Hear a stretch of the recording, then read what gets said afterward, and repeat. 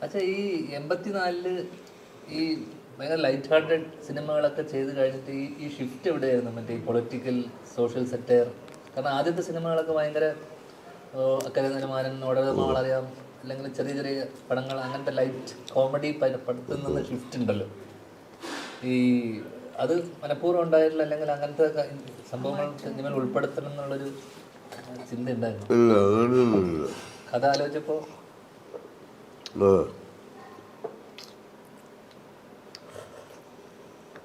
Main ചോദ്യം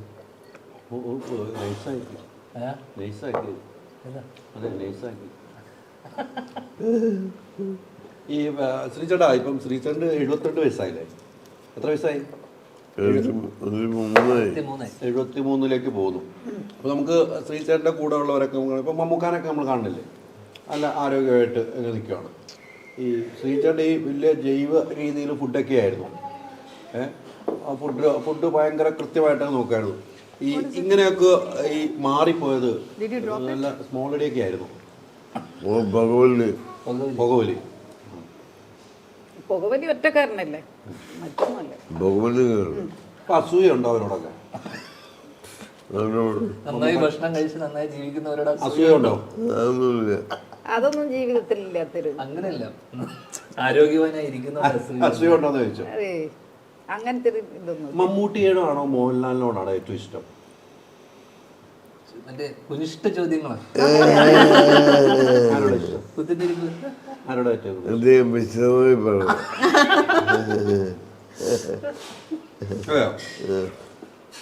വിശദമായി പറഞ്ഞാൽ പിടികിട്ടും. അതാണ് സിമ്പിൾ ക്യാരക്ടേഴ്സ് അല്ല അവർ രണ്ടുപേരും. അതെ, പക്ഷെ അതിന് ആരാ നല്ല നടനായി തോന്നിയിട്ടില്ല ശരിക്കും? അത് മോഹൻലാൽ ആണല്ലേ, അതൊക്കെ അല്ലേ ആരോടാ കൂടുതൽ ഇഷ്ടം? സത്യനും അച്ഛൻ ആ സമയത്ത് 86 തൊട്ട് 19 ഇടയിൽ സത്യനങ്ങളിന് വേണ്ടിയിട്ടും പ്രിയനങ്ങളിന് വേണ്ടിയിട്ടും രണ്ടുപേർക്കും എഴുതിയിട്ടുണ്ടല്ലോ. ശരിക്കും നല്ല സ്റ്റോറി ടെല്ലർ, അല്ലെങ്കിൽ സിനിമ വിഷ്വലി ഇരുന്ന സമയത്ത് ഏറ്റവും നല്ല സ്റ്റോറി ടെല്ലർ ആയിട്ട് തോന്നിയത് രണ്ടുപേരുടെ വ്യത്യാസം. അല്ലെങ്കിൽ അച്ഛൻ്റെ കഥകൾ ഏറ്റവും കൂടുതൽ നന്നായിട്ട് വിഷ്വൽ ചെയ്ത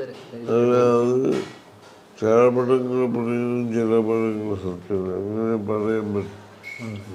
സത്യനെന്ന് പ്രിയനെന്ന് ചില പടങ്ങൾ ഗംഭീരമായിട്ടുണ്ട്. ഇപ്പൊ കിലുക്കെന്ന് പറയുന്ന പടം തെന്മാവൻ കൊമ്പതൊന്നും ഞാൻ എഴുതിയതല്ല. ഈ ചിത്രം അച്ഛൻ എഴുതിയിട്ടുണ്ടോ? അല്ല, ഗോസ്റ്റ് ഒന്നും എഴുതിയില്ല. കുറെ പടങ്ങൾ ഗോസ്റ്റ് റൈറ്റിംഗ് ചെയ്തിട്ടില്ല. അത് ഇല്ല. ചിത്രത്തിൽ മറ്റേ ഇത് തേങ്ങയല്ല, ഇത് അതൊക്കെ പ്രിയുണ്ട്. പക്ഷെ അതൊക്കെ അച്ഛൻ്റെ ടൈപ്പ് ഓഫ് ഹ്യൂമർ പോലെ അങ്ങനെ നമുക്ക് അതാണ്. പിന്നെ അതുപോലെ തന്നെ ചേച്ചിയുടെ ഈ ഒരു സമയത്തുള്ള കുടുംബ ചിത്രങ്ങൾ പോലെയാണ് വെള്ളാനങ്ങളുടെ നാട്, വരവേൽപ്പ്, ഇത്തരം സിനിമകളുണ്ടോ? അതിലെല്ലാം കുടുംബ പശ്ചാത്തലമാണ് പറയുന്നത്. ക്യാരക്ടർ മാറുന്നു എന്ന് മാത്രമേ ഉള്ളൂ. അത് മനഃപൂർവ്വമാണോ? ഇങ്ങനെ ഒരു സിനിമ വേണമെന്ന് തീരുമാനിച്ചെടുക്കുവാണ്? അല്ല, അത് ഞാനൊരു ഇന്റർവ്യൂവിൽ പറഞ്ഞിരുന്നു. എന്ന് വെച്ചാൽ മിഥുനം, സന്മനസ്സുള്ള, വെള്ളാനകളുടെ നാട്, വരവേൽപ്പ് വെച്ചാൽ എൻ്റെ ബേസ് പ്ലാറ്റ്ഫോം എന്ന് പറഞ്ഞാൽ ഫാമിലി സ്ട്രഗ്ലിങ്, നായകൻ സ്ട്രഗ്ലിങ്, ചെറിയൊരു പൊളിറ്റിക്കൽ ഇഷ്യൂ, ഫാമിലിക്കകത്ത് ചെറിയ ബ്രോക്കൺ ഫാമിലിക്കുള്ളിൽ ഫ്രിക്ഷൻ. അപ്പോൾ ഇതിന്റെ ക്യാരക്ടേഴ്സും ഇവരുടെ ജോലിയും പരിപാടിയും മാത്രമല്ല, പരിസരം മാത്രമല്ല ആക്ച്വലി മാറ്റി. സിനിമ ഞാൻ ഡയറക്റ്റ് ആലോചിച്ച പടമാണ്. ഒരു ബക്കറ്റുമായിട്ട് സിന്ധു വരുന്നതാണ്. ഇതിങ്ങനെ എടുക്കുമ്പോൾ താഴെ പോവോ? ലിബർട്ടി ബഷീറാണ് പ്രൊഡ്യൂസർ. അപ്പോൾ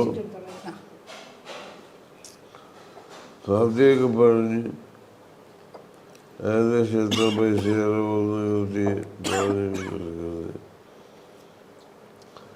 അങ്ങനെ കുറച്ച് ദിവസം കഴിഞ്ഞിട്ട് പുള്ളി വന്നപ്പോഴേക്കും ഞാൻ കുറച്ച് ആലോചിച്ചിട്ട് ഒരു ഫീമെയിൽ ക്യാരക്ടറും കൂടി വന്നു എൻ്റെ ചിന്തയിൽ.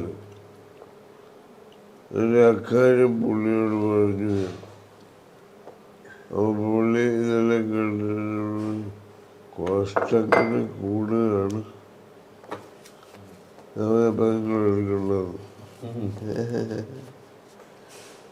ഒരു ക്യാരക്ടറിന്റെ കാര്യം പറഞ്ഞപ്പോൾ 20 വർഷത്തിനോട് പറയും കോസ്റ്റ് അങ്ങനെ കൂടുതലാണ്. അപ്പൊ എടുക്കാതിരുന്ന കോസ്റ്റ് ഒന്നും വരില്ലല്ലോ. അച്ഛൻ ഡയറക്റ്റ് ചെയ്തിരുന്നാണ് ഇതിന്. ഇതിനകത്ത് 80-90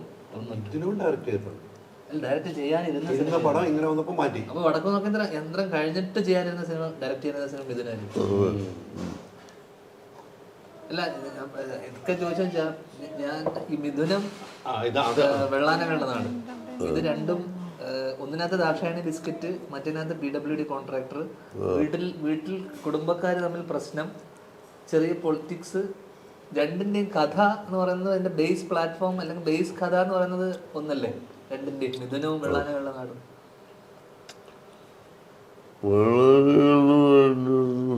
എന്ന് വെച്ച് കഴിഞ്ഞാൽ അതില് സ്ട്രഗ്ലിങ് മറ്റേ PWD കോൺട്രാക്ടർ അല്ല, വീട്ടില് ഇവര് കുടുംബക്കാരുമായിട്ട് മറ്റേ കരമനൻ ചേട്ടനൊക്കെ ആയിരുന്നല്ലേ, അവരൊക്കെ ഇതിലായിരുന്നല്ലേ. മിഥുനത്തില് മറ്റേ ഇന്നസെന്റ് ഞങ്ങളും ജഗചേട്ടനൊക്കെ ആയിരുന്നു ഇപ്പുറത്ത് ഫാമിലിയിൽ. ഈ മറ്റേ അച്ഛൻ ഈ മറ്റേ തീരെ പരിചിതമല്ലാത്തൊരു ഇതായിരുന്നില്ലേ മറ്റേ കഥാപശ്ചാത്തലത്തിന്റെ ചമ്പക്കുളം അച്ഛൻ. അച്ഛൻ ആ ഏരിയ അച്ഛൻ എഴുതിയതല്ലേ ചമ്പക്കുളം അച്ഛൻ. അതപ്പോ അതിന് എഴുതുന്ന സമയത്ത് അവിടെ പോയി നിൽക്കുകയോ റിസർച്ചോ അങ്ങനെ എന്തെങ്കിലും ഉണ്ടായിട്ടുണ്ടോ?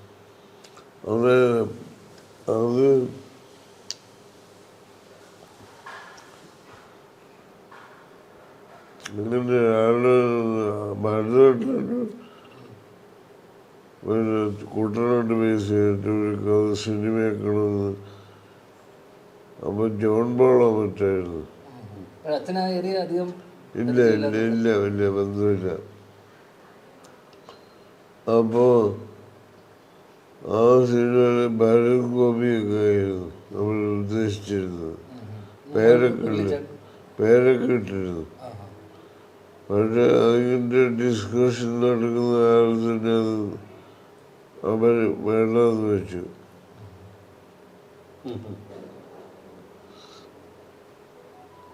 ഞാനീ കഥ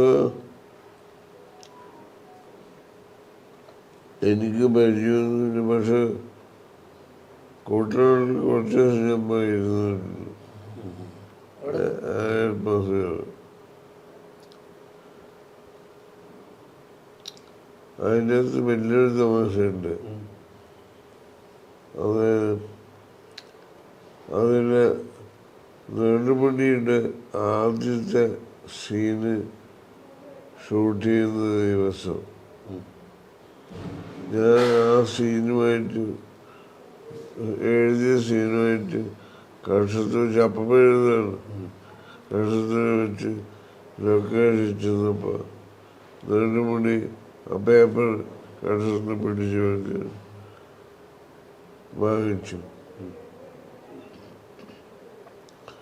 വാങ്ങിച്ചിട്ട് പുള്ളി മുഴുവൻ വായിച്ചു. പുള്ളിയുടെ സിനിമ എന്നിട്ട് ഇതെങ്ങനെ ഒപ്പിച്ച് ഞാൻ പറഞ്ഞ് ഞാൻ തകഴിയുടെ മറ്റേ ധാരാളം പുസ്തകങ്ങളുണ്ട്, ഇതെല്ലാം ഇഷ്ടംപോലെ വായിക്കാറുണ്ട്. ഞാൻ ഗംഭീരമായ വായന എനിക്കുണ്ടായിരുന്നു. എൻ്റെ ഒരു അടിത്തറ അതാണ്. അപ്പം എന്നോട് പറഞ്ഞ് കൂട്ടനാട്ടിൽ ആൾക്കാർ ഉപയോഗിക്കുന്ന സംസാര ഭാഷയൊക്കെ ഞാൻ തെറ്റാതെ ഉപയോഗിച്ചത് പുള്ളി എന്നെ അപ്രീഷിയേറ്റ് ചെയ്തു അഭിനയിക്കുന്നതിന് മുമ്പ് തന്നെ. റിസർച്ചൊന്നുമില്ല, അത് എൻ്റെ ഉള്ളിലുണ്ട് ആ ഭാഷ. ഒന്നും റിസർച്ച് വേണ്ടിയൊന്നുമില്ല, അതിനു വേണ്ടി പ്രത്യേക റിസർച്ച് എനിക്ക് വേണ്ടിയൊന്നുമില്ല. ആത്മഹത്യ ഞാൻ വായിച്ചിട്ടുണ്ട്.